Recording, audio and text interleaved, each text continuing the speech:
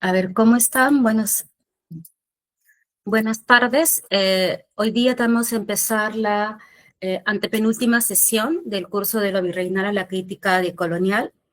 Eh, en esta sesión vamos a ver el tema de las artes, el arte popular peruano en el siglo XIX y XX, ¿ya? Vamos a tocar algunos elementos particulares del arte popular en el Perú, elementos asociados a la pintura, a la imaginería y a la piedra de Huamanga, ¿ya? No vamos a tratar, pues, la verdad, todo el acervo que tiene el arte popular en el Perú, pero sí algunas de estas manifestaciones artísticas y cómo es que se ha ido también analizando y estudiando a lo largo del siglo XX, ¿ya? Voy a empezar a compartir la pantalla,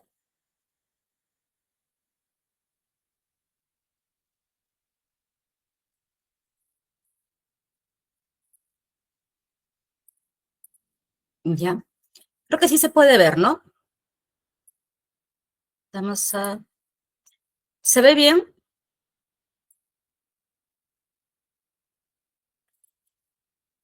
Sí, ¿no? Ya, vamos a ir a la primera, porque esta es la última. Ah,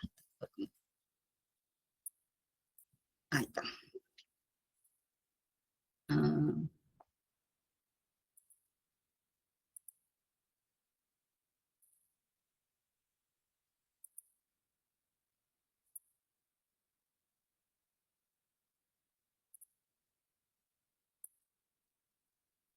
ya, perfecto.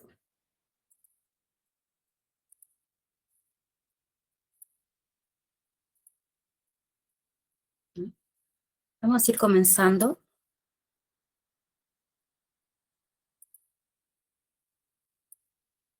Como les digo, el tema de hoy es el arte popular peruano de los siglos XIX y XX.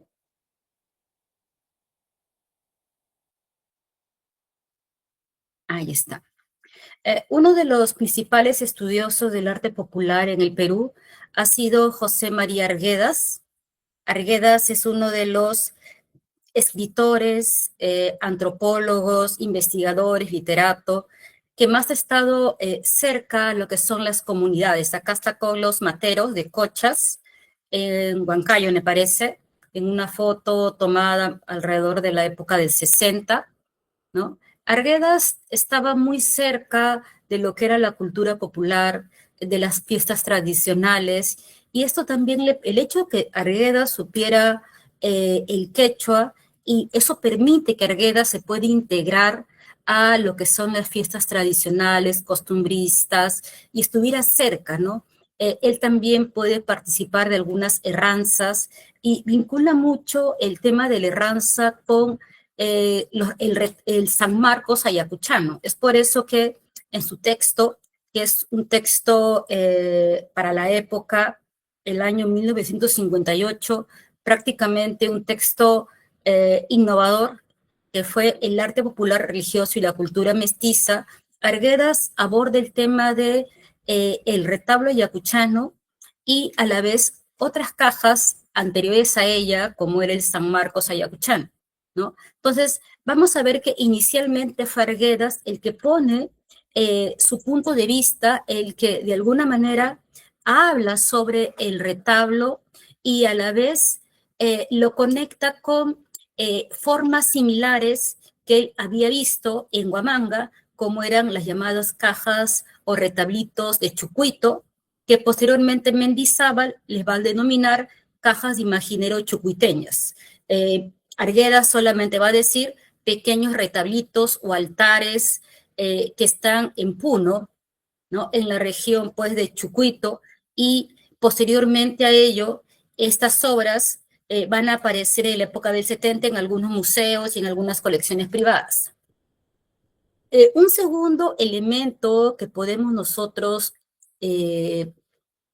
ver en este estudio del arte popular en el Perú es el grupo liderado por Sabogal, ¿no? Sabogal va a trabajar con el Instituto de Arte Peruano y en la década de 1940 ellos van a bueno, especialmente Alicia Bustamante, va a viajar por todo el Perú recogiendo piezas para las colecciones del Instituto Peruano, y estas colecciones actualmente integran el acervo del Museo de la Cultura Peruana, ¿no? Acá vemos a Alicia Bustamante con un torito de Pucará, ¿no? He colocado uno similar al costado, ¿no? Al que está sosteniendo en sus manos Alicia Bustamante. Alicia Bustamante va a ir por diferentes regiones del Perú buscando obras, piezas populares, y es así cuando ella alrededor de 1941 o 42, se encuentra con Joaquín López Santalla, ¿no? Y de la interacción entre Alfonsina Barrio Nuevo y Joaquín López Santalla es que surge el retablo ayacuchano.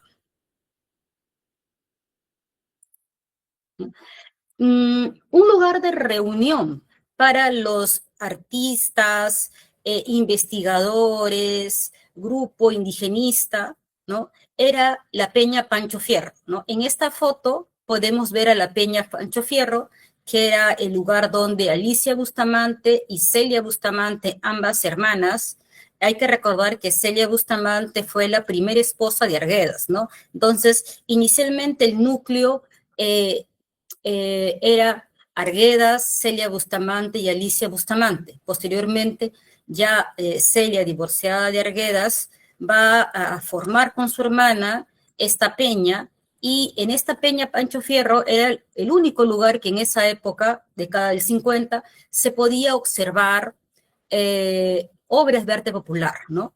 Ahí podemos ver en la fotografía de la tomada por Iannoni, máscaras, retablos en la parte de abajo. Aquí está la huida de Egipto, aquí, y podemos ver en la parte de arriba también cruces, ¿no? Entonces, es personas allegadas a lo que era el grupo indigenista liderado por Sabogal, donde también fue muy importante Celia y Alisa Bustamante, los que inicialmente van a estar estudiando, apoyando y comprando, y con esto se van a formar las primeras colecciones, como la colección de Alicia Bustamante, la colección del Museo de la Cultura Peruana, igual la colección del Museo de la Cultura Peruana, la colección Lusa, posteriormente la colección ya de Mari Solari, ya que es de la época del 70 y 80. Entonces, como les vengo comentando, fue la influencia del indigenismo lo que hace conocido el arte popular, ¿no? Las obras también de Mendizábal en la época de 1980, en la obra Las Artes Populares del Perú, que va a realizar Francisco Stasny, son los que elevan el arte popular, en el caso peruano, a la categoría de obra de arte, ¿no? Deja de ser el arte popular, un arte en minúscula, para convertirse solamente en arte.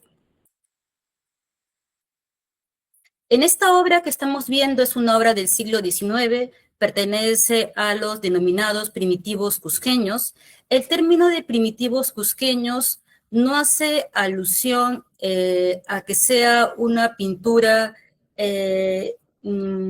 poco adecuada, sino que inicialmente se había pensado que era una pintura inicial, pero posteriormente el llamado arte de los primitivos cusqueños, o también denominados maestros campesinos del siglo XIX, se sabe pues que no es el arte inicial virreinal, sino el arte que le sigue al periodo virreinal. Es el arte que nace en las postrimerías del periodo virreinal a fines del siglo XVIII y que se va a extender por todo el siglo XIX, ¿no? Ahora, Macera menciona en muchos casos que cuando ya las iglesias están pintadas y ya no hay muros por cuales decorar en las iglesias, el artista empieza a pintar en sarga, en tela, que va a estar enyesada, y son como pequeños muros. El artista acostumbrado a la pintura mural va a hacer un traslapo, va a trabajar en el lienzo, pero con una técnica prácticamente como si fuera un muro, enyesando la tela, y estos pequeñas telas, ¿ya? Digo pequeñas porque a comparación de los muros son muy grandes, y en el caso de aquí, de la colección Lusa, tiene 48.3 por 35, ¿no? Es una obra de mediano formato, y destaca en esta obra, ¿no?, la presencia de San Juan Bautista. Está San Juan Bautista con su característica iconográfica convencional, ¿no? La piel de camello, eh, el Cordero del Agnus Dei, ¿no?, el libro, pero lo curioso es la vinculación en este caso, a la pintura campesina, ¿no? Uno de los santos más representados en las cajas de imaginero, en la pintura popular campesina del siglo XIX y fines del XVIII, es San Juan, ¿no? Se ha postulado su cercanía a Cristo, a la vez también el hecho que Él es la voz que clama en el desierto, antecediendo a la venida de Cristo, el hecho que sostenga en sus manos el Agnus Dei, ¿ya? Lo cierto es que también en el caso de San Juan, estamos también en su patronazgo eh, sobre las bueno, algunos animales, y en este caso vemos acá, no sé si se notan en la parte de acá, en la parte baja, hay un zorro que está robando una oveja, ¿no? Entonces, eh, está asociado San Juan a las ovejas, por ser el que porte el Agnus Dei, aunque de manera convencional también está asociado a Santa Inés, pero en los Andes Santa Inés es la patrona de las cabras, mientras que San Juan es de las ovejas, ¿no? Entonces, en este caso, acá vemos al pastor, ¿ya? Acá está el pastor en este lado de acá, y acá hay un perro lanudo. El perro lanudo es el perro que acompaña al pastor, ¿no? Y en la parte de acá abajo es el zorro que se roba la oveja, ¿no? Entonces lo que estamos viendo aquí es el drama de el pastor que se descuida tocando un instrumento musical, y el zorro aprovecha para robarse la oveja, ¿no? Entonces el descuido del pastor propicia el robo de la oveja, y a la vez nos recuerda esta escena donde el buen pastor debería cuidar a la oveja. En otras escenas también de la pintura campesina se puede ver a veces la lucha entre el perro pastor y el zorro, ¿no? Y siempre por el rescate de la oveja, que simboliza el alma humana.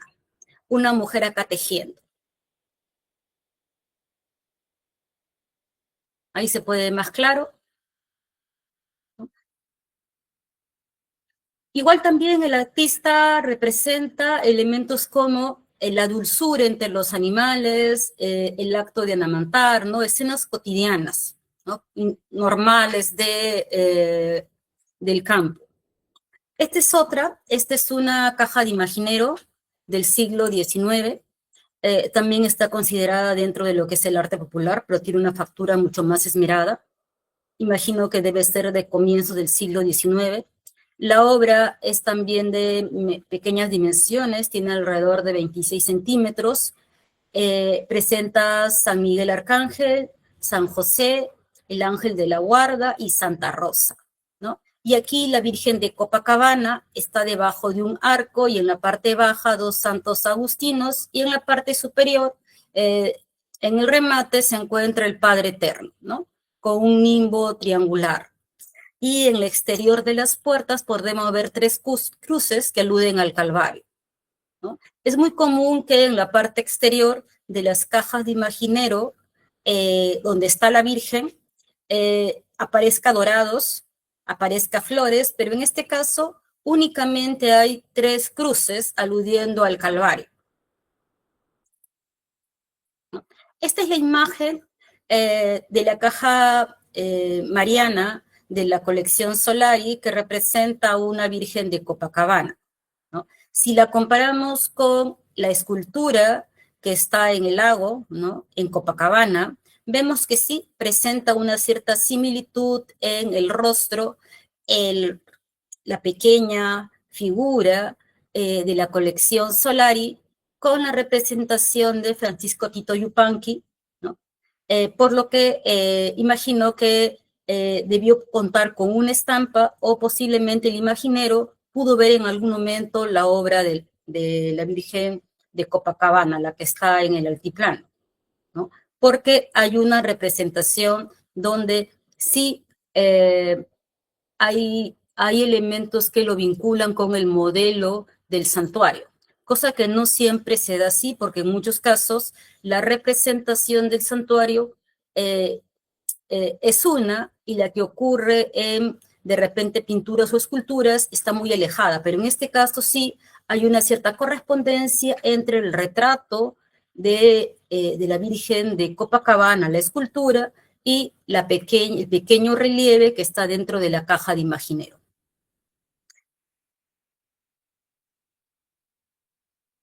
Estos también están policromados, tienen pan de oro, presentan veladuras sobre una base de plata. Entonces, como les indico, esta obra es una obra primorosamente trabajada. Eh, es un tipo de caja de Imaginero que no sigue exactamente el patrón de las cajas de Chucuito, eh, pero sí sus características hacen ver que se trata de una Virgen de Copacabana por el relieve de sus puertas que se asocian a la iconografía convencional y además por el rostro, eh, a pesar de que ha perdido la candela. En el mismo retablito podemos ver nosotros la representación del ángel de la guarda.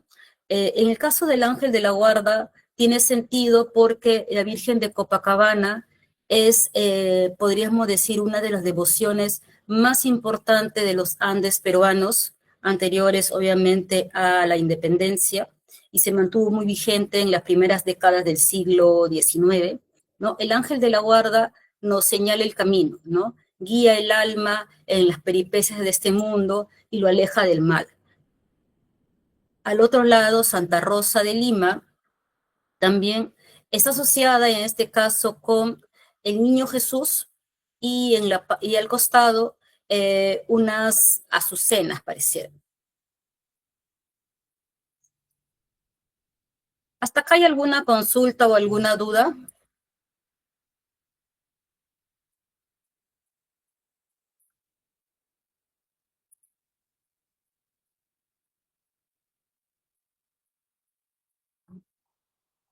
¿Alguna consulta, alguna duda?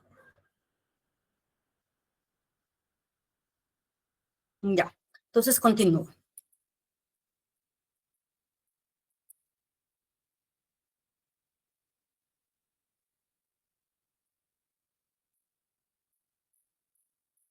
Esta es una piedra de Huamanga, ¿ya? La tomé hace varios años en el Museo del BCR. En este caso vemos a San Lucas, ¿ya? Tradicionalmente San Lucas está asociado al toro y lleva una pluma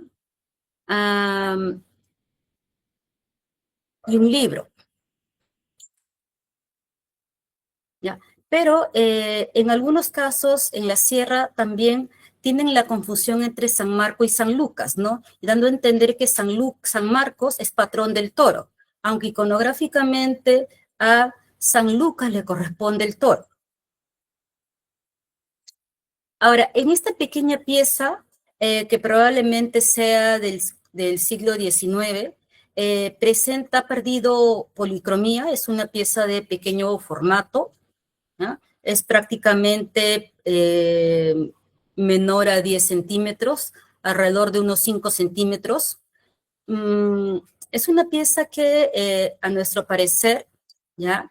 Tal vez debió ser para un pequeño retablito o pudo haber estado sobre una base, porque en la parte de atrás presenta un cierto modelado y si fuera para adosar, eso fuera totalmente plano, ¿ya? Pero la obra está completamente sin contexto, ¿no? Como una pieza suelta. Elementos así son muy frecuentes. Ahora, también era frecuente que algunas personas compraran elementos sueltos, ¿no? Se sabe para el siglo XX que también era frecuente que los imagineros hicieran santolines.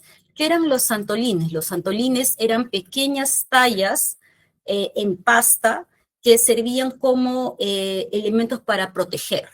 Los arrieros hacían o pedían santolini de San Antonio, ¿no? Porque el patrón de los arrieros es San Antonio. Entonces los santolines y las tallas en pequeño formato también eran un sustituto de los elementos más importantes que podían ser cajones. En este caso, cuando era para la devoción privada. En este caso estamos viendo un danzante de tijeras, ¿no? Este danzante de tijeras presenta la ropa típica del inicio del siglo XX, ¿ya? Porque cuando hemos visto otras representaciones de fines del XIX, presentan una gran variabilidad en lo que son los trajes, ¿no? Ya para comienzos del siglo XX empieza a ser más común el hecho de presentar una especie como de botas, de un zapato de cuero, ¿no? Y un pantalón corto, ¿ya? Porque en el 19 a veces también no presentaba pantalón corto, ¿ya? Un elemento característico viene a ser que las tijeras no están unidas, ¿ya? Y que se ha representado a este danzante de tijeras como un elemento probablemente de representación de los tipos de danzas y elementos que se daban en la propia Huamanga, ¿no? Hay que tener en cuenta que, como vimos la semana pasada, a partir de todo el siglo XIX, el costumbrismo trabajó bastante con la representación de los tipos, ¿no? Supongamos, pregoneros, lecheros, personajes cotidianos, ¿no? Y uno de estos elementos también era la representación de danzas y tradiciones, que vamos a ver en este caso reflejado en esta pequeña talla en piedra de Huamanga.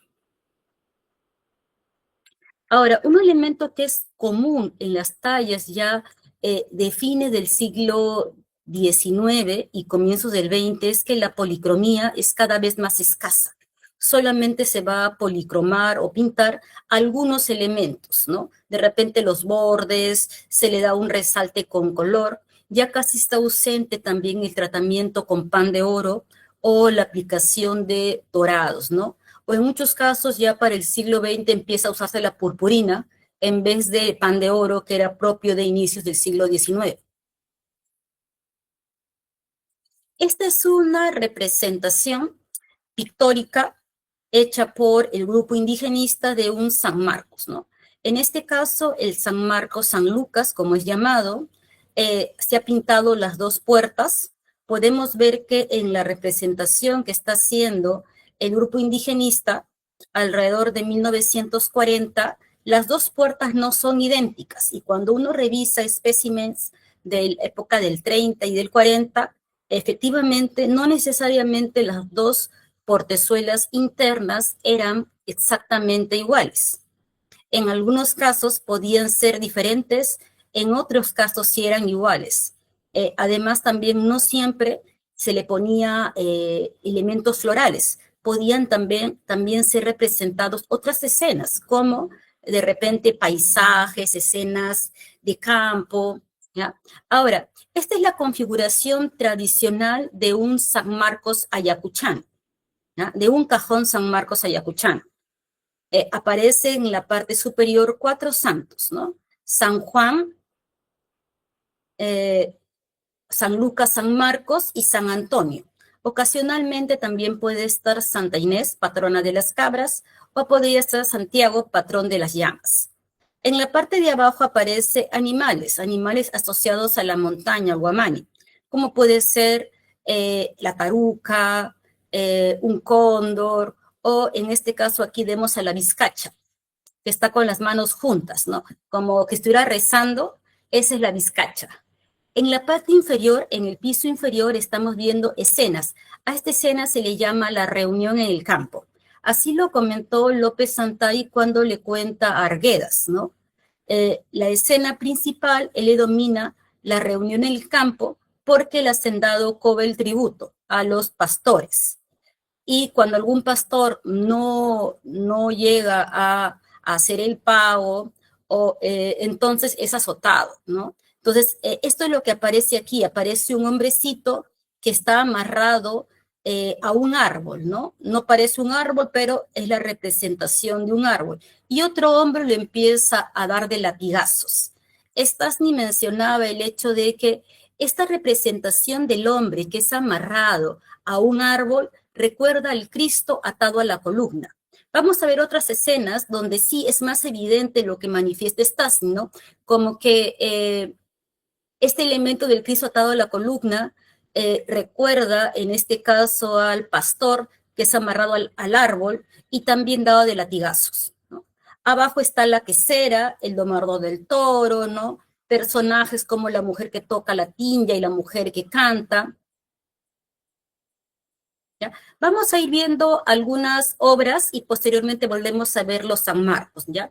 Ahora vamos a ir viendo la pintura, en este caso es una pintura del siglo XVIII, es de la Virgen de Cocharcas. He puesto acá un ejemplo para ver más o menos cómo era la configuración típica de la imagen de la Virgen de Cocharcas en el siglo XVIII.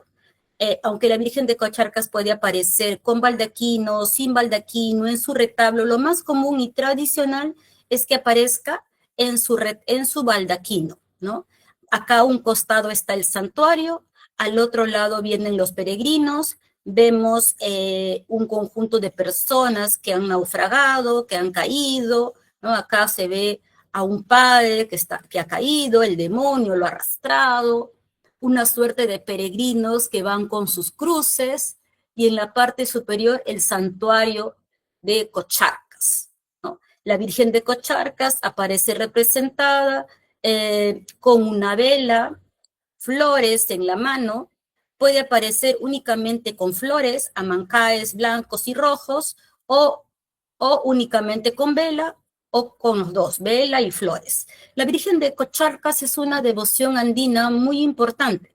Es una copia de la Virgen de Copacabana, fue colocada en el santuario cuando el devoto Sebastián Quimichi, llamado originalmente Sebastián Astoguaranga, fue al altiplano y pide a Francisco Tito Yupanqui, el que hizo la imagen de la Virgen de Copacabana, que haga una copia, que haga una réplica idéntica para el santuario de su pueblo, Cocharcas, ¿no? Así, según la leyenda, la Virgen de Cocharcas es idéntica a la Virgen de Copacabana, pero cuando vemos las fotografías y las esculturas no guardan mucho parecido, ¿no? Pero la leyenda y la historia dice que eran idénticas, que ni el propio artista, don Francisco Tito Yupanqui, podía reconocerlas si no era únicamente por las ropas.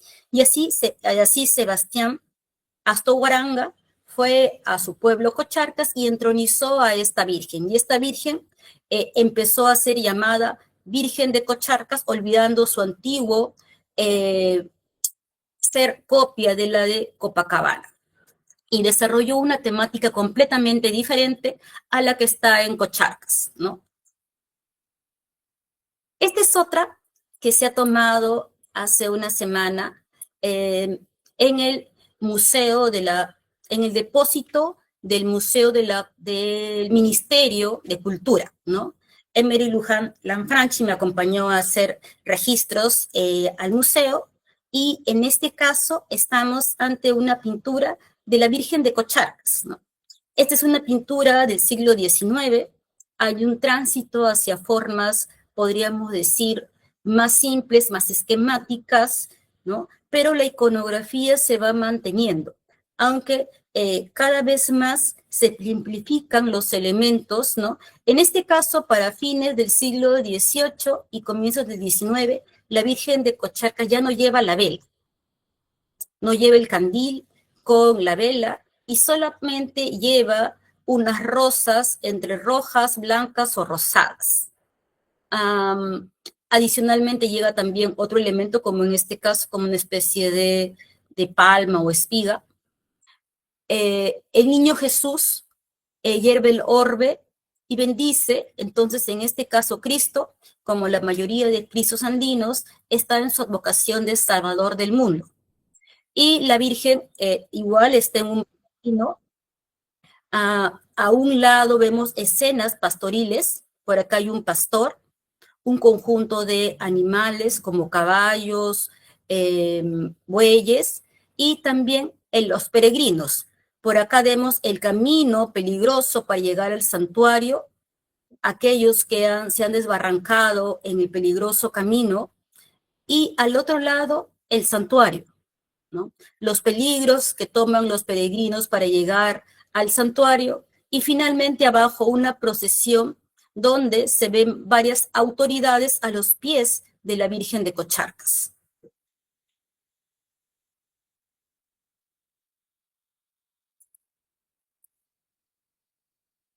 Aquí en esta foto es un poco más evidente.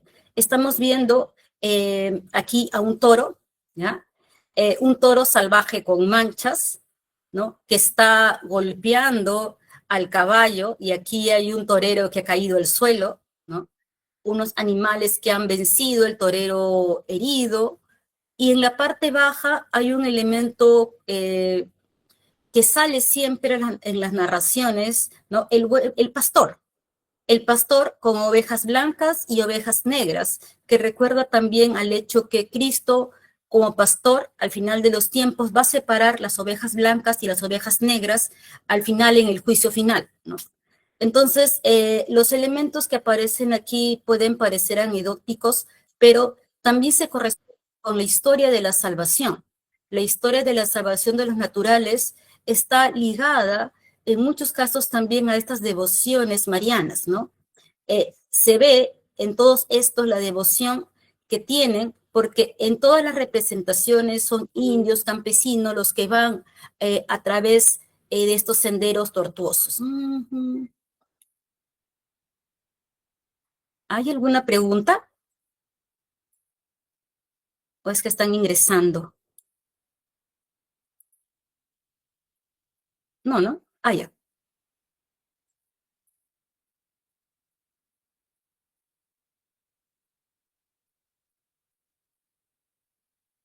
Ya. Voy a volver a presentar entonces.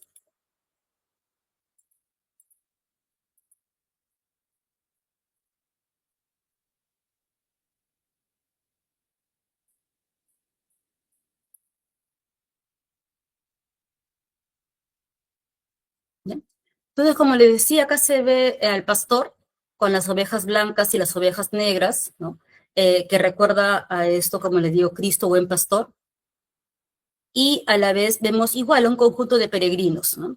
Eh, una cruz asociada parece ser a un difunto. Ay, Dios, ¿por qué retrocedió? Mm,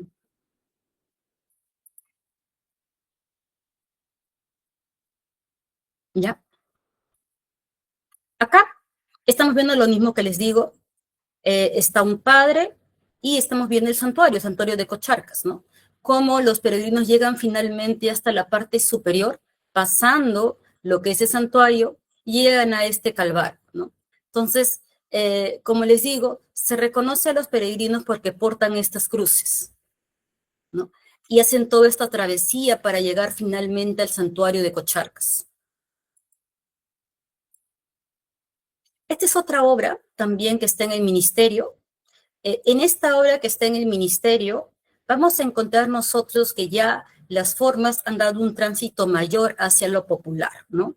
El artista ha trabajado una síntesis de la representación de la Virgen. Mantiene la iconografía, estamos también aún ante su baldaquino, el río se ha sintetizado y aquí está el santuario.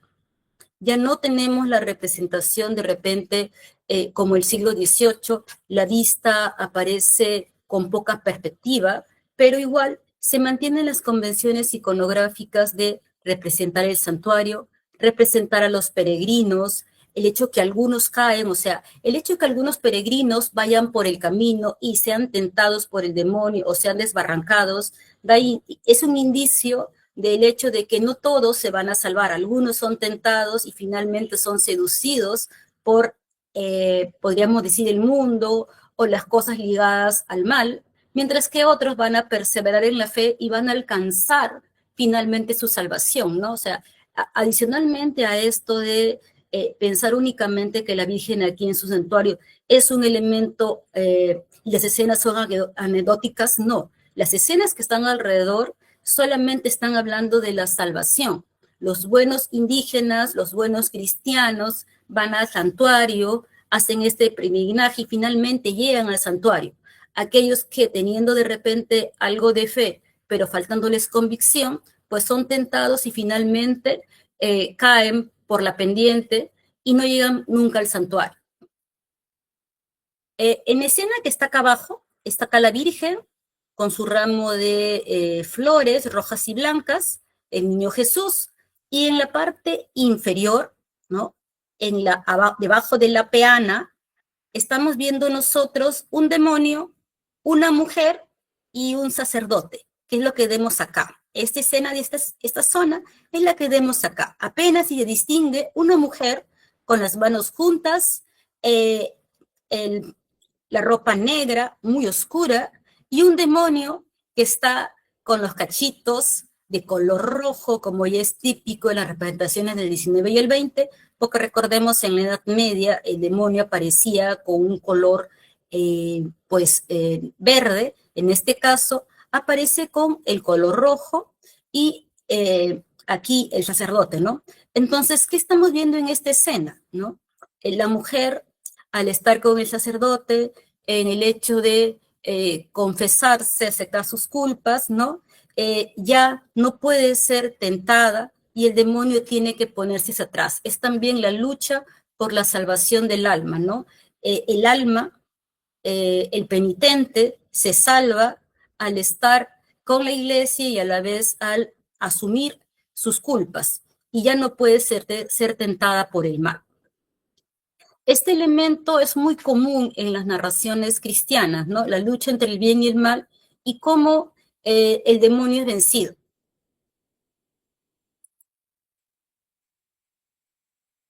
Acá se puede ver la parte superior del retrato de la Virgen.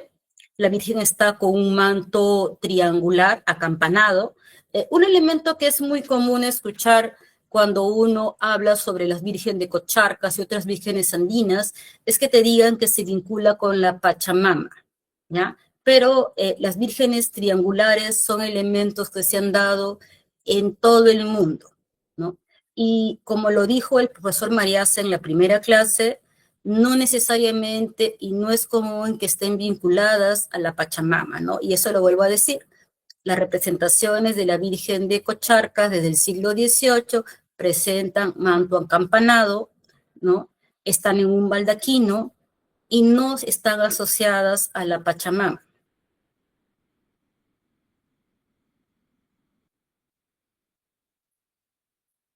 ¿No? Acá vemos también, en esta foto que tomó Emmerich, el santuario de Cocharcas, cercado, una pileta, ¿no? Y aquí una mujer que está llegando y otro hombre que está también está a la afuera del santuario, y aquí un clérigo que está en el atrio del santuario.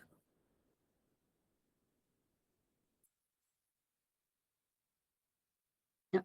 Esta es una caja de imaginero. Entonces, las representaciones acampanadas, triangulares de las vírgenes de Cocharcas, en este caso de la Virgen de Copacabana, en esta caja de Chucuito, no se relacionan, como les vengo diciendo, con la Pachamama. Es otro universo, ¿ya?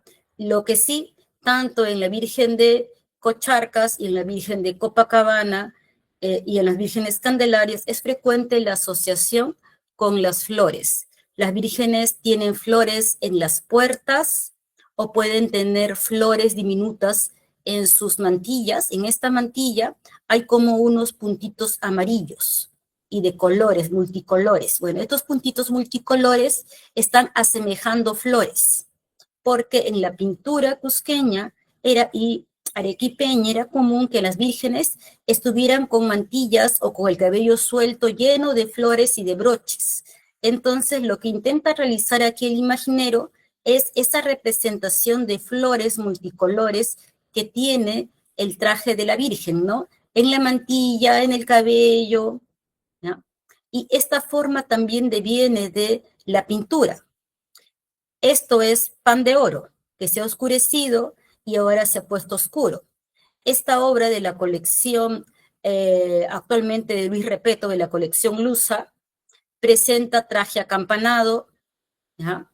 Y es una Virgen de la Candelaria, es una Virgen de la Candelaria, no presenta la vela porque se ha perdido, acá vemos una canastilla con 2 tórtolas, y al costado el niño Jesús, y presenta 3 querubines, pero tuvo uno más y eran 4. Está debajo de una especie como de baldaquino, y en la parte inferior, ¿ya? Porque tiene 2 registros, uno superior y uno inferior. En el inferior, un ecce homo, una custodia y Santa Bárbara, ¿no? Santa Bárbara también está vinculada a la custodia y el ecce homo igualmente. Entonces, estamos ante una representación asociada a lo que es básicamente la Santísima Forma, ¿no? Y las flores en los San Marcos, las flores en las cajas de imaginero, generalmente están asociados a la idea del cielo, igual también como se ve en la pintura de las iglesias, ¿no? El cielo era visto en la mentalidad medieval y de la época virreinal como un jardín florido. Entonces, como era un jardín florido, generalmente cuando se representa escenas asociadas al cielo, se representan muchas flores, vegetación y elementos asociados a lo celestial. Esta es una caja de imaginero. Estos gráficos pertenecen a mi tesis doctoral, ¿ya? Entonces, cuando yo hice mi tesis doctoral, yo encontré que en estas cajas de imaginero había elementos cercanos a la espiral áurea. La espiral áurea es la que se hace utilizando el rectángulo áureo. Usando el rectángulo áureo, uno puede hallar espirales áureas y a la vez con eso uno puede darse cuenta que el espacio de repente reducido que tiene una zona no es únicamente un espacio porque el imaginero no lo haya querido poder representar más grande, no. Es que este espacio es un espacio ritual, es un espacio que deviene de los trípticos y modelos del siglo XVI y XVII, ¿no? Y XVIII. Entonces, el espacio es un espacio ya que está de alguna manera indicado. O sea, este espacio sirve y en este espacio el imaginero debe colocar las figuras. Las figuras se pueden achicar, comprimir para caber en el espacio, ¿no? Porque el espacio, la distribución ya es algo fijo. Las imágenes pueden cambiar, pero la distribución de los espacios ya está prefijado. Y eso hace que el imaginero en muchos casos, o artista popular, tenga que comprimir las figuras para adaptarlas a ese espacio. Eso se le conoce como la ley del marco. Esta es otra obra, ¿ya? Esta es una obra de Pierre de Huamanga, también es parte del Ministerio de Cultura, está en el depósito. Esta obra que sale como Guerrero y León, o en otros casos también, yo pienso que esta obra puede estar relacionada a la idea del héroe y la bestia, que se ve en muchos casos en el arte de la antigüedad, ¿no? Héroes que se enfrentan a bestias, Hércules y el león de Nemea, Sansón y el león, ¿no? Por las características y porque está vestido, y normalmente Hércules aparece desnudo, pienso que en este caso podríamos estar ante Sansón y el león, ¿no? Este motivo de Sansón y el león es muy recurrente en el arte románico y muy representado también en el arte cristiano, porque en el arte cristiano el hecho que Sansón se enfrenta al león alude a la lucha entre el bien contra el mal, ¿no? En este caso vemos una talla, es una talla pequeña de alrededor 10 centímetros, está preciosamente tallado, ¿no? Se puede ver la policromía que ha perdido. La talla en piedra de Huamanga fue algo muy popular desde el siglo XVIII, ¿ya? Igual los viajeros mencionan el hecho de que en el siglo XVIII mm, los viajeros mencionan que en Ayacucho los artistas hacen primorosos elementos usando solamente piedra.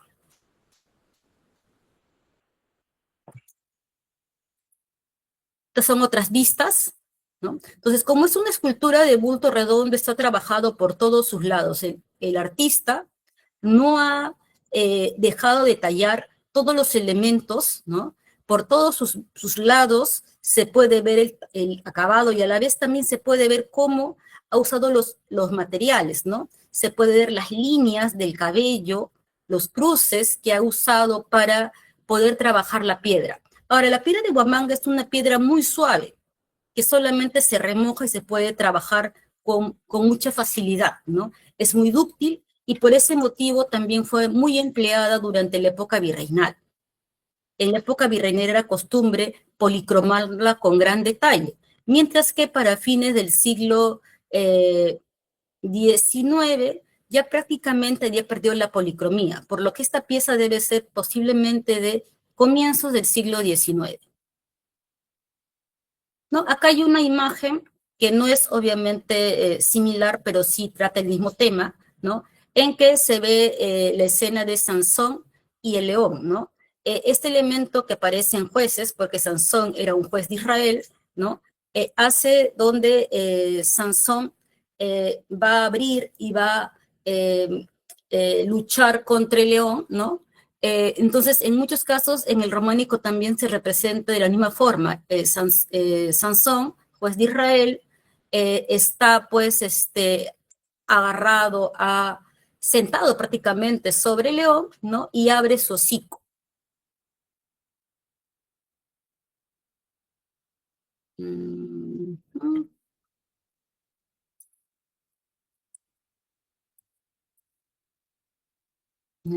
Entonces, es un elemento que en este caso sí no se ve que use fuerza. Ahí está.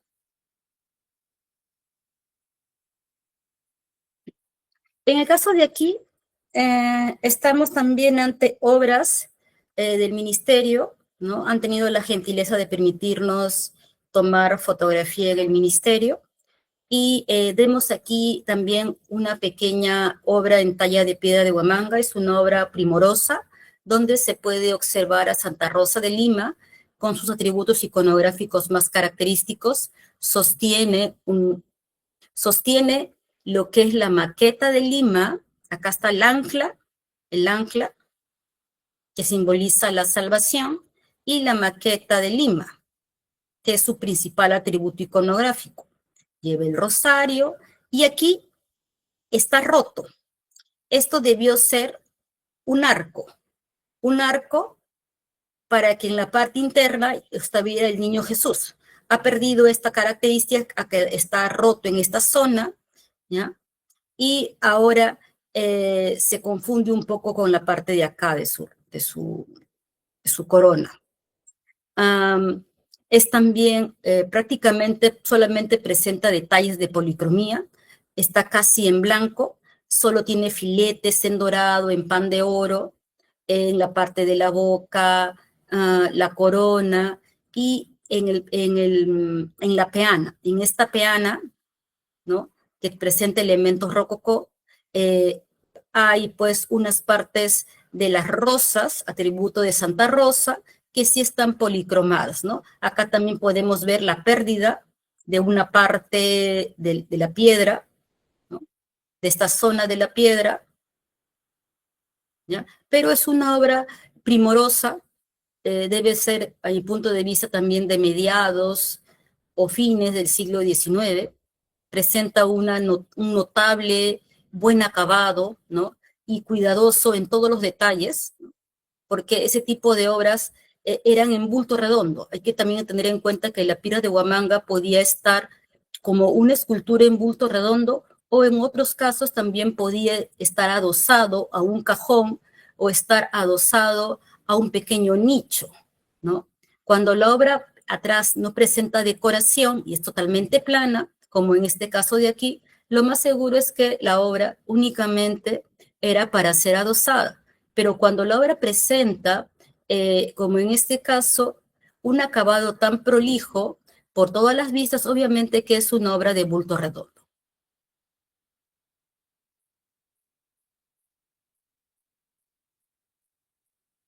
En este caso estamos ante un San Marcos. Este es un San Marcos de la colección Lambarri. Este San Marcos es un San Marcos que está datado entre el siglo XIX, fines del XIX y comienzos del XX. Sus características son atípicas, no parece ser del área yacuchana. Se han encontrado San Marcos similares, 2 o 3, en colecciones cusqueñas, ¿no? En este caso, presenta aquí la llamada escena de la pasión. Como les decía, un hombre amarrado a un árbol, con el torso descubierto, y otro hombre que lo está castigando. Esta escena es la que Joaquín López Santay le decía a Arguedas que era la pasión. Cuando Arguedas le pregunta, ¿y por qué la pasión? ¿No ves que está sufriendo? Le contestó don Joaquín, ¿no? Entonces, en esta escena de la pasión es el que puede aparecer en la pintura, en las puertas, puede aparecer dentro del propio San Marcos, un hombre amarrado a un árbol, o hasta en algunas pinturas ya campesinas también aparece la misma escena. Siempre está normalmente vinculado la escena del hombre amarrado al árbol o la del pastorcito siendo azotado con la escena de la pasión. Al otro lado una mujer y un hombre que están conversando y vemos unos aríbalos, ¿no? Si hay unos aríbalos, probablemente sean para la chicha. Y en la parte interna vemos unos hombres en una escena asociada a la herranza, ¿no? Entonces aquí sí hay elementos asociados a la herranza. Acá está San Juan, acá está San Antonio, San Marcos, San Lucas y San Marcos, San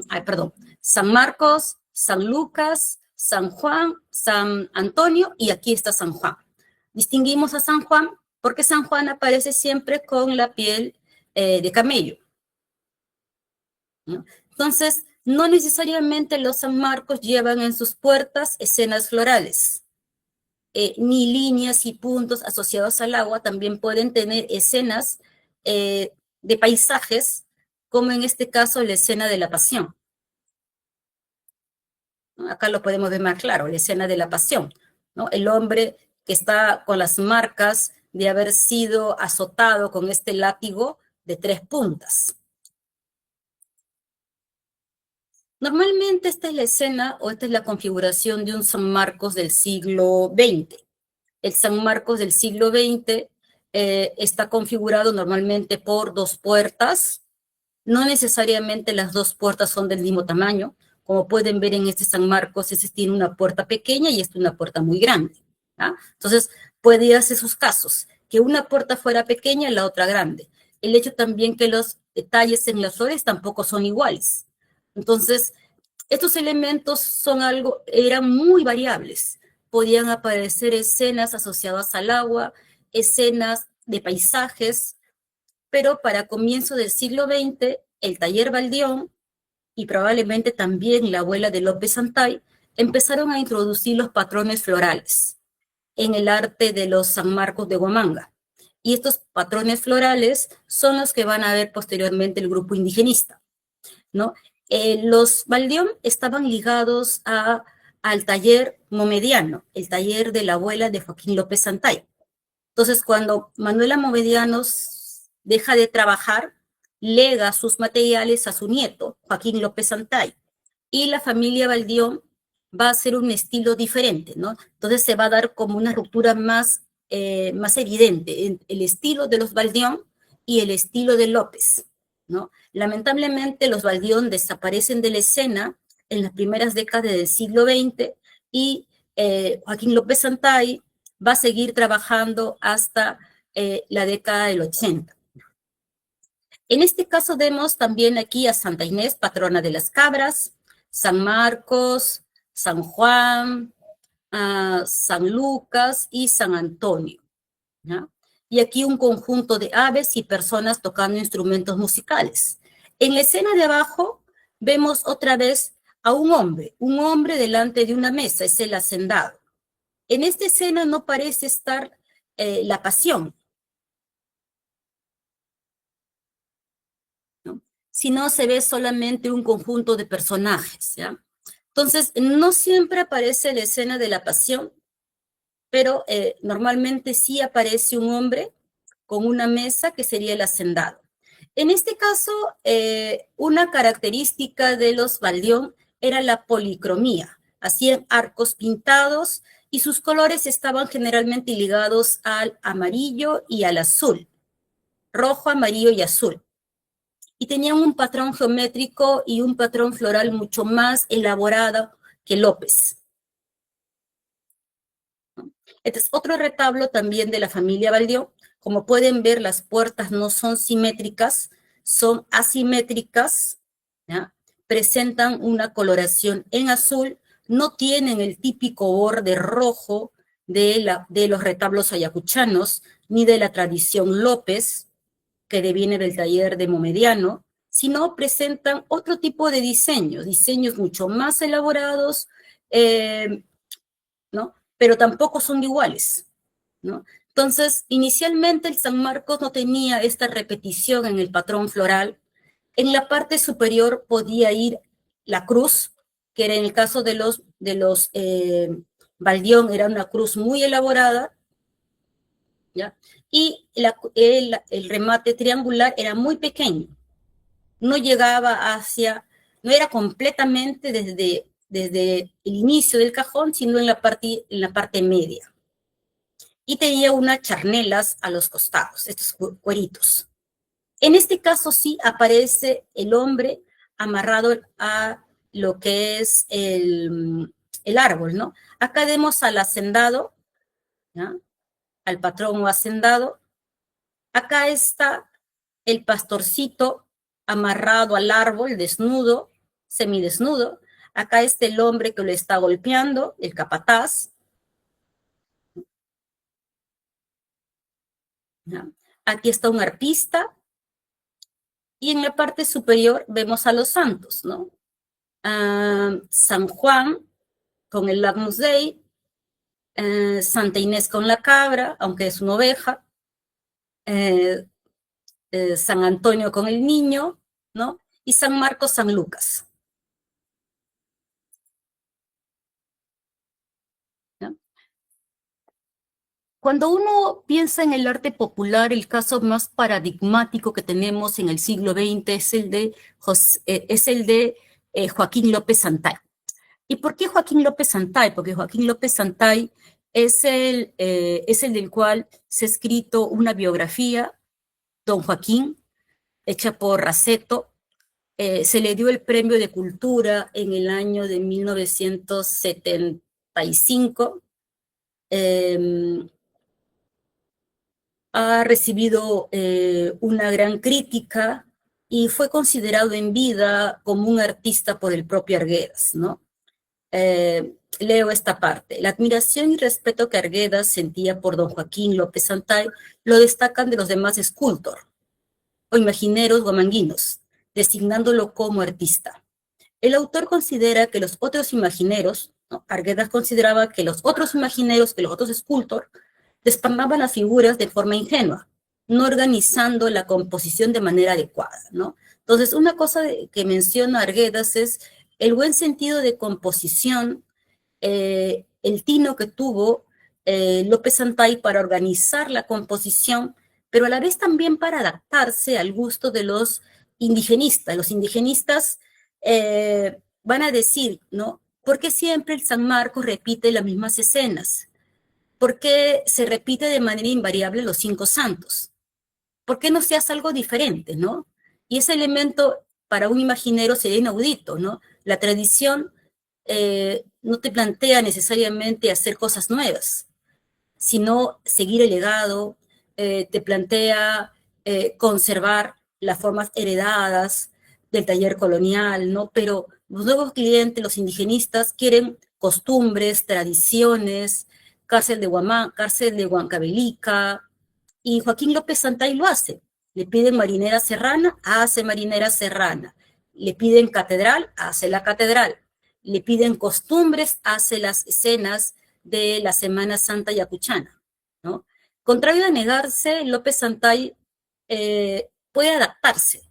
Y es una de las cosas que no todos los imagineros pueden hacer, ¿no? Otros imagineros no van a poder adaptarse al cambio y van a desaparecer, ¿no? Otros sí se van a adaptar, ¿no? Y van a cambiar sus formas.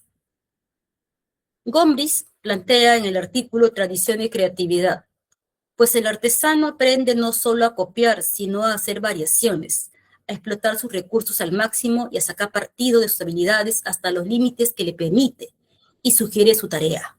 Existen individuos excepcionales que llegan a trascender este alto nivel de exigencia y logran producir un artefacto que es la culminación de su tradición. Estamos ante el hecho del debate entre tradición y a la vez modernidad, ¿no? El artesano, artista popular o imaginero tiene que conservar su tradición, pero a la vez también puede innovar en el límite que le permite su tradición, pero en algunos casos sale de ese elemento y llega a ser el mismo otra tradición, como es la que hizo López, como es la que ha hecho Mendívil y muchos artesanos que son considerados artistas en la actualidad, ¿no? Ahora, la práctica de estos artesanos o artistas populares no es algo que se aprenda obviamente en la universidad o en una escuela, sino es algo que es en muchos casos por generaciones, se aprende en el seno de la familia, ¿no? La maestra de Don Joaquín fue su abuela, Manuela Momediano, Manuela Momediano de Antay. Mi abuela primero me enseñó a hacer yeso, aprendí a moler yeso, después a cernir. Para cernir usaba un costalillo, de esos que venden harina. Ese yeso se mezcla después con la papa. La papa se hierve bien y se muele, mezclando con el yeso en el batán. Hasta ahora tengo el batán que heredé de mi abuela. Aquí mezclo todavía mi pasta, mencionó López Santalla a Raceto. Este es otro retablo, ¿no? Este retablo también está, me dicen, que es de don Joaquín López Santay, presenta las típicas formas de López Santay de la época de 60 y 70. Las dos puertas presentan ya el diseño floral idéntico, el triángulo ha crecido, ahora es completamente, sale desde el inicio. Una característica del retablo de López Santay es el bordeado rojo, ¿no? Y este elemento rojo, verde en algunos casos, ¿no? Un verde oscuro, rojo, ¿no? Que es la característica, y la caja se pinta de blanco, lo que le llaman el blanqueo. No todos los artesanos antiguamente lo pintaban de blanco, pero cuando López Santay imprime su tradición, el modelo de retablo de López Santay, hay que entender que el retablo surge con el movimiento indigenista, es el retablo que hace López Santay. Ese es el que se considera hasta la actualidad el paradigma de retablo ayacuchano. Dos puertas con diseños florales y un triángulo en la parte superior, bordeado rojo y escenas costumbristas, ¿no? En este caso es el trono del Cristo, de Domingo de Ramos, ¿no? Podemos ver aquí el trono de cerería, ¿ya? Los imagineros guamanguinos hacen con cera un enorme trono para Cristo que es llevado en andas, y en la parte superior se ha colocado un Cristo eh, del Viernes Santo, ¿no? Es un Cristo muerto, ¿ya? Aunque se lo ve con los ojos abiertos, es un Cristo muerto porque tiene la herida del costado, ¿no? Está con las llagas, las 5 llagas, en las manos, en los pies y en el costado. Y un devoto está rezando en la parte inferior, ¿no? La representación es verosímil. López Santay ha conseguido representar fielmente la escena que está viendo en la Semana Santa yacuchana. Ha tenido que hacer algo que no se hacía antes, la representación de miniaturas. Son prácticamente representar miniaturas, y eso indica también el grado de habilidad que puede tener el artesano.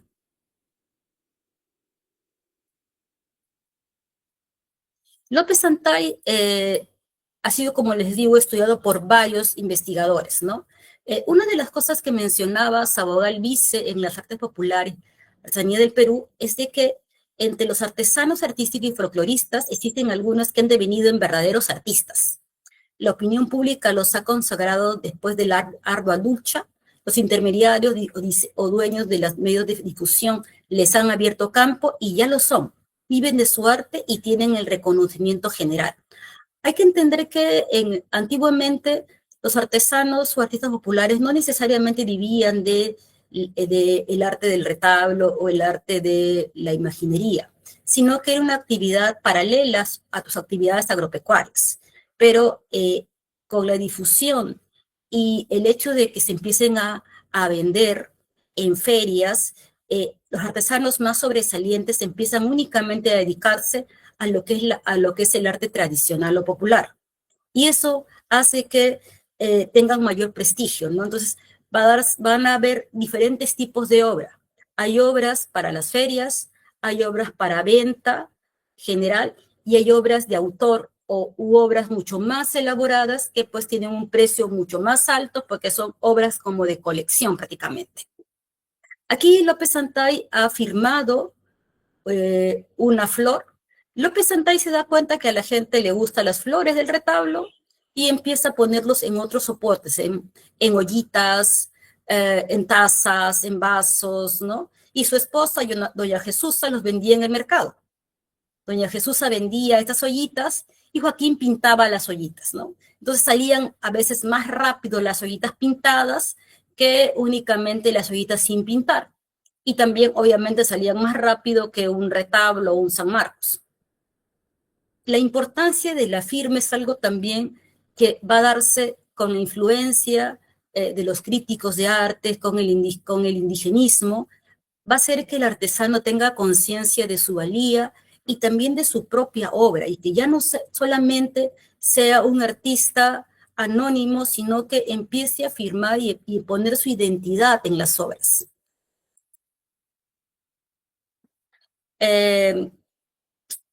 Jesús Urbano también es otro destacado artista, fue discípulo de López Santay, y él también va a crear escenas, como en la época del 50, es esta 58, ese taller de sombreros, ¿no? Entonces la tradición de López, de Urbano, de Jiménez, han creado diferentes tipos de retablos, ¿no? Eso también es Jiménez, ¿no? Esto es un retablo de pared, pareciera que es de la familia Núñez. En este retablo de pared vemos acá a Santiago a caballo, y en la parte baja hay un hombre, ¿no? No podría saber si es Santiago, imagino que debe ser Santiago Mataindios, ¿ya? Pero no estoy muy segura porque no se distingue exactamente el personaje. Este es un retablo de Florentino Jiménez Toma, un retablo de la Navidad, y en la parte inferior podemos ver los demonios, ¿no? Entonces, con el niño Jesús empieza en este retablo la escena de la salvación. Anunciación, visita a su prima Isabel, huí de Egipto, matanza de los inocentes, ¿no? Eh, y en la parte baja, los demonios, ¿no? Entonces, el hecho de que Jesús aparezca aquí y que el imaginario haya retratado en la parte baja los demonios, es, a mi punto de vista, bastante peculiar, pero muy ligado también a la tradición de la iglesia, ¿no? Desde el nacimiento de Cristo, ya el mal se puede decir que está en retirada, porque Cristo simboliza la luz del mundo, y solamente con su nacimiento ya está destinado a, a que el tiempo, eh, podríamos decir, de la maldad acabe, ¿no? Entonces, desde que la Virgen acepta ser la madre de Jesús, ¿no? Empieza la historia de la salvación, ¿no? Y el imaginero ha retratado, Florentino ha retratado perfectamente bien cada una de estas escenas, dándole mayor importancia, obviamente, al nacimiento, y junto a la Sagrada Familia están los ángeles, y en la parte baja, molesto, los demonios. Esta otra también lo presenté hace un par de semanas, el retablo Virgen de la Abundancia, ¿no? Donde se ve la escena donde la Virgen baja del cielo, toma agua, el buen pastor, y la Virgen le entrega los frutos a los campesinos. Las vírgenes de las Candelarias, como la Virgen de Cocharcas, la Virgen de Copacabana y las vírgenes en general Candelarias, están asociadas a las lluvias, y por ese motivo, generalmente también, como la fiesta de la Candelaria es el 2 de febrero, también se le relaciona bastante con el tema del nacimiento de los choclos, que ocurre también cerca a lo que es febrero, ¿no? En este caso, la Virgen entrega los frutos a los campesinos, sacan en procesión a la Virgen, sacan en procesión al niño, ¿no? Y la Virgen retorna el cielo en forma de paloma. En este caso son retablos narrativos, retablos que cuentan una historia. Eso es una característica de los retablos de la familia Jiménez. En este caso es el retablo Virgen de la Abundancia de Mabilón Jiménez Quispe, ¿no? Y para ir terminando, en este caso es una pintura del siglo XVIII, 1740, es una obra de Marcos Zapata. Esta escena la estoy colocando porque luego quiero hacer un paralelo con otra obra.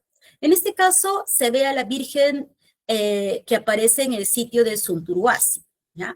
Según la leyenda, la Virgen María baja a ayudar a los españoles cuando estaban a merced de Manco Inca, ¿no?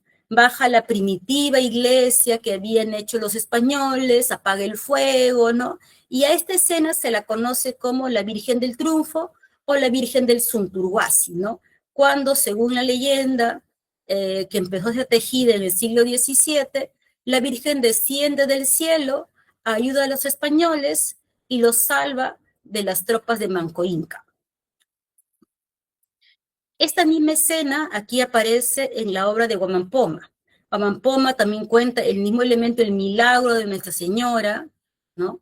Y se ve a la Virgen que les tira un rocío a los indígenas, a las tropas de Manco Inca, y todos quedan ciegos y no se pueden defender, ¿no? Aquí, en un relieve, ¿no?, que está en el convento de Santa Clara, también se ve un relieve, posiblemente sea pasta, acá queda la duda si madera o pasta, y se ve también un conjunto de indios, los españoles, y la Virgen del Sunturuasi. La Virgen del Sunturuasi aparece para salvar a los españoles que están acá abajo, y acá están los indígenas, las tropas de Manco Inca, ¿no? En esta obra, a todas luces del siglo XX, se ha trabajado bajo un modelo que aparece en la pintura, ¿no? Un modelo que deviene de la pintura y que es muy popular en Cusco, ¿no? Como la Virgen salvó a los españoles en el cerco del Cusco, ¿no? Y es curioso que en muchos casos elementos que aparecen en la época virreinal vuelvan a aparecer en el arte popular, ¿no?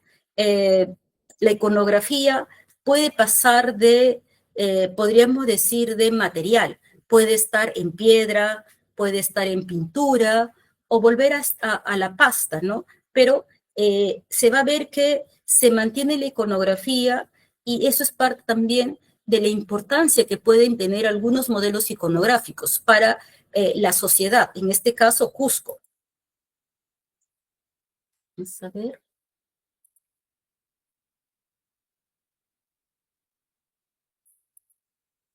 Ya.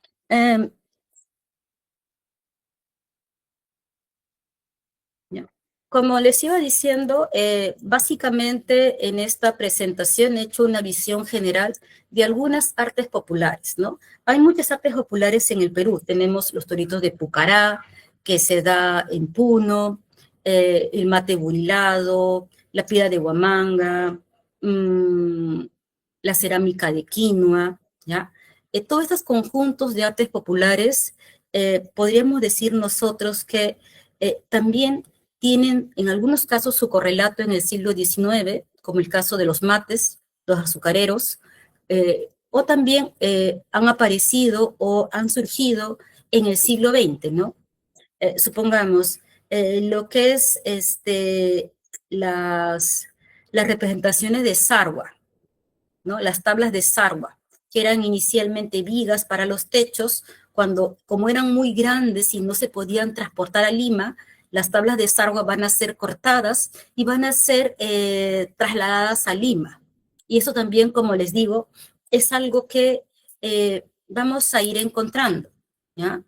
El arte popular, en muchos casos, eh, puede, eh, puede adaptarse, ¿ya? Una cosa es el arte popular o tradicional en su contexto original y otra es el arte popular o tradicional ya dentro de un mercado, ¿no? Entonces, no es igual el arte popular para la propia comunidad que el arte popular que se vende en las ferias, ¿ya? Y también hay diferencias en estas artes populares que son vendidas en las ferias. Hay algunas que pueden tener un mayor acabado y otras que en algunos casos son mucho más sencillas. Eso también depende por la importancia que pueda tener alguno de los artistas populares eh, y la presencia que pueda tener en galerías, en tiendas, en exposiciones en el extranjero, ¿ya? No todos los artistas populares, podríamos decir, se mueven solamente en el Perú, muchos exportan al extranjero en la actualidad. Entonces, eso también hace que, supongamos, la familia Jiménez no vende comúnmente en las ferias del ministerio. Generalmente los Jiménez es más común ver sus obras en galerías exclusivas de Lima y en el extranjero, mientras que Urbano y López es frecuente que presenten su producción en las ferias del ministerio. Igual también algunos materos presentan sus productos en otro tipo de mercados o también en las ferias que hace el ministerio como Urracmaqui u otras ferias artesanales, ¿no? Entonces damos a ver de que hay una diversidad de propuestas, pero también los puntos de venta no solamente ahora se dan a través de la venta directa, sino también ahora, pues como hay una economía más globalizada, en muchos casos también hay tiendas virtuales, ¿no? Y se vende también o se trabaja para el extranjero.